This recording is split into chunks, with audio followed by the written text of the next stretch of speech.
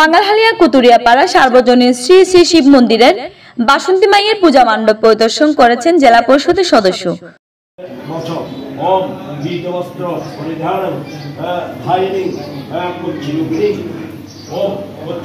সুপ্রিয় দর্শক, আমি আপনাদের সাথে আছি সুপ্রিয়া দত্ত।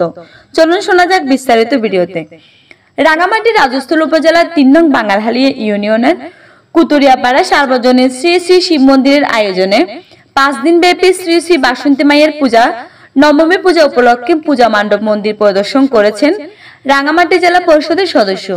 6 এপ্রিল রবিবার দুপুরে বাঙালহালিয়া কুতুরিয়াপাড়া সার্বজনীন শ্রী শ্রী শিব মন্দিরের বাসন্তী মায়ের পূজার নবমীর দিন শিবুদরের সঞ্চালনায় সার্বজনীন শ্রী শ্রী শিব মন্দির ও সমাজ পরিচালনা কমিটির সভাপতি শ্রী শ্যামল বিশ্বাসের সভাপতিত্বে অতিথি হিসেবে উপস্থিত ছিলেন রাঙামাটি পার্বত্য জেলা পরিষদের সদস্য দয়াল কান্তি দাস, পার্বত্য জেলা পরিষদের সদস্য পুতুল চন্দ্র দেওয়ান, রাজস্থল উপজেলা বিএনপি সভাপতি মাস্টার কলিলুর রহমান, উপজেলা বিএনপি সাধারণ সম্পাদক ময়ূর মার্মা, সাংগঠনিক সম্পাদক বাবলু মিয়া, বাংলাদেশ পূজা উদযাপন ফ্রন্ট কেন্দ্রীয় কমিটি কার্যকরী সদস্য পুলকশীল, হিন্দু বৌদ্ধ খ্রিস্টান কল্যাণ ফ্রন্ট কেন্দ্রীয় কমিটির সদস্য ও সহ সাধারণ সম্পাদক, বাংলাদেশ পূজা উদযাপন ফ্রন্ট কেন্দ্রীয় কমিটি এবং রাজস্থল উপজেলা বিএনপি সদস্য জিকু কুমার দে, ইউনিয়ন বিএনপি সাধারণ সম্পাদক আয়ুব চৌধুরী, উপদেষ্টা প্রকাশ সেন, শিব মন্দিরের উপদেষ্টা, বাসন্তী পূজা উদযাপন কমিটির সভাপতি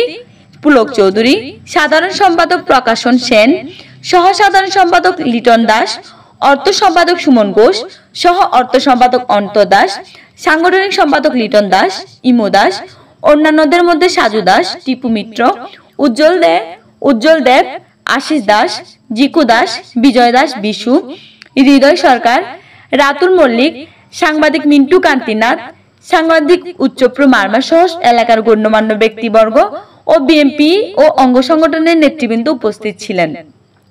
শিব মন্দিরে পুরোহিত শ্রী কাজল চক্রবর্তী জানান, চৈত্র মাসের শুক্লপক্ষের ষষ্ঠী তিথিতে বোধনের মধ্য দিয়ে বাসন্তী পূজা শুরু হয়।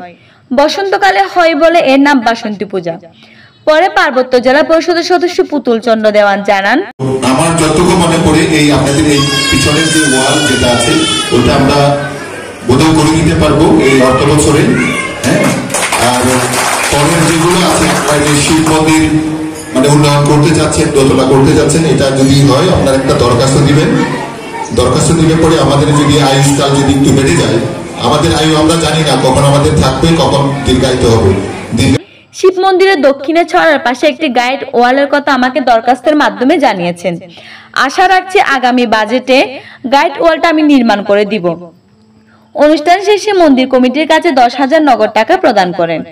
সভাপতি শ্রী শ্যামল বিশ্বাস জানান, উপজেলা আইন শৃঙ্খলা বাহিনী সহ মন্দির পরিচালনা কমিটি, উপদেষ্টা পরিষদ এবং বিভিন্ন সমাজের সনাতনী স্বেচ্ছাসেবক সকল সদস্যদের সার্বিক সহযোগিতায় বাসন্তী মায়ের পূজা চলছে। অনুষ্ঠানে আসা দৈনিক শত শত ভক্তদের মাঝে আমরা অন্নপ্রসাদ বিতরণ করছি। তিনি আরো জানান, দশমীর মধ্য দিয়ে পূজা সম্পন্ন হবে।